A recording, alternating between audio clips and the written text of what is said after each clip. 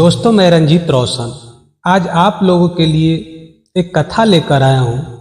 यह कथा प्रभु श्री राम और माता सती की है। वही सती जो राजा दक्ष की पुत्री और भगवान शंकर की पत्नी थी, जो आगे चलकर राजा हिमाचल के यहाँ जन्म ली और पार्वती के नाम से विख्यात हुई। दोस्तों, एक बार माता सती प्रभु श्री राम की परीक्षा लेने गई थी, जिसके कारण सती को अपने शरीर का त्याग करना पड़ा था। इस कथा में आगे बढ़ने से पहले आप लोगों से एक विनती है।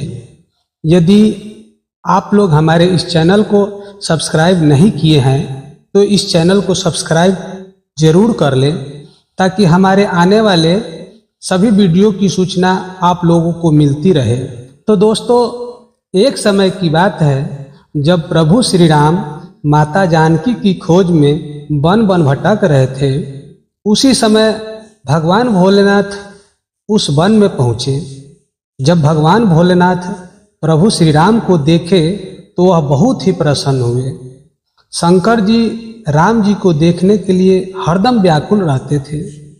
अब उनको सामने पाकर वह गदगद हो गए। भगवान भोलेनाथ दूर से ही निहार कर अपनी आंखों की प्यास बुझा रहे थे और उनको बारंबार प्रणाम कर रहे थे।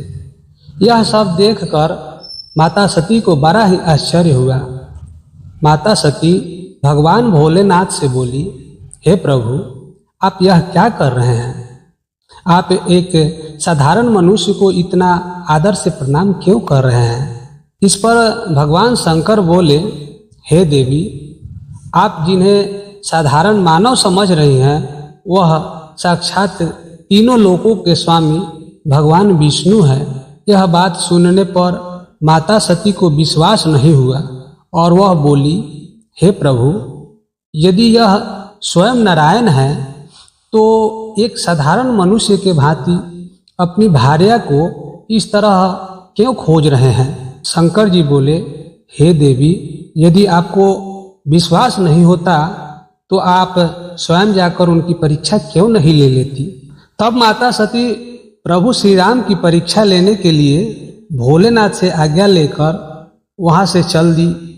रास्ते में जाकर माता सीता का रूप धारण कर प्रभु श्री रामचंद्र जी के सामने पहुंच गई। प्रभु श्री राम माता सती को देखे तो वह उनको पहचान गए और उनके चरणों में शीश झुकाकर प्रणाम किए और बोले, हे माते, आप अकेले इस वन में क्या कर रही हैं? भगवान भोलेनाथ कहाँ है? जब इतना बात माता सती सुनी तो वह बहुत ही लज्जित हुई और बिना कुछ कहे वह वहां से चली आई। जब भगवान भोलेनाथ जी पूछे कि क्या आप उनकी परीक्षा ले ली, तब माता सती बोली, नहीं प्रभु, मैं उनकी परीक्षा नहीं ली, बल्कि मैं भी उनको दूर से ही प्रणाम करके चली आई। जब भगवान शंकर इस बात को सुने तो उनको विश्वास नहीं हुआ और वह जब ध्यान लगाकर देखे तो उनको पता चल गया कि सती उनसे झूठ बोल रही है। अब भगवान शंकर माता सती की सभी बात जान चुके थे।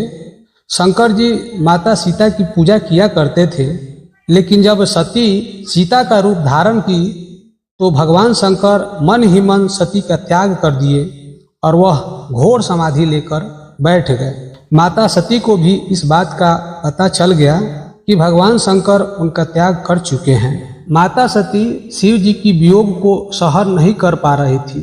उनका एक दिन मानो एक वर्ष के समान बीतने लगा। अब माता सती प्रभु श्री राम को याद करके बोली, हे प्रभु, मुझे अब इस संसार से मुक्ति दीजिए। इधर भगवान शंकर 87,000 वर्ष तक समाधि लगाए रहे। जब भगवान भोलेनाथ समाधि तोड़े तो माता सती उनसे क्षमा याचना की और बोली कि मुझसे जो घोर अपराध हुआ है क्षमा कीजिए और मुझे प्रभु श्री राम की कथा सुनाइए। तब भगवान शंकर माता सती को श्री राम की कथा सुनाने लगे। उसी समय सभी देवगण अपने अपने वाहन पर सवार होकर आकाश मार्ग से जा रहे थे।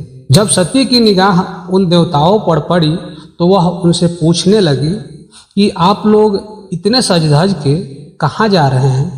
तब सभी देवगण बताए कि हे माता, हम सभी देवता आपके पिता दक्ष के यहाँ जा रहे हैं, वहाँ पर बहुत बड़ा यज्ञ हो रहा है जिसमें सभी देवताओं को बुलाया गया है। जब यह बात माता सती सुनी तो उनको बड़ा आश्चर्य हुआ और वह भगवान भोलेनाथ से बोली कि हे प्रभु, हम लोगों को भी वहाँ जाना चाहिए।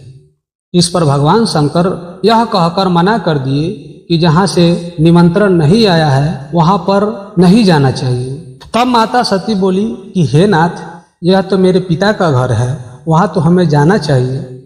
यह बात सुन भगवान शंकर समझ गए कि सती को समझाना ठीक नहीं और वह सती को जाने के लिए बोल दिए। अब सती भगवान शंकर की आज्ञा पाकर बहुत ही प्रसन्न हुई और अपने पिता दक्ष के यहाँ चली गई। जब सती अपने पिता दक्ष के घर पहुंची तो वहां पर उनको कोई नहीं पूछा, ना ही कोई स्वागत, ना ही कोई सम्मान। यह देखकर सती को क्रोध आ गया और जो यज्ञ में आहुति दी जा रही थी, माता सती उसी में कूद पड़ी और अपने शरीर को उसी में भस्म कर दी। दोस्तों, फिर यही सती राजा हिमाचल के यहाँ जन्म ली और वहाँ पर उनका नाम पार्वती हुआ। पार्वती कई वर्षों तक घोर तपस्या की, तब जाकर भगवान भोलेनाथ प्रसन्न हुए और वह पार्वती से विवाह करके फिर से उनके साथ रहने लगे। तो दोस्तों, अब इस कथा में मैं आप लोगों से विदा लेना चाहूँगा। फिर मिलेंगे आप लोगों से एक नए कहानी के साथ, नए कथा के साथ। तब तक के लिए जय श्री राम दोस्तों।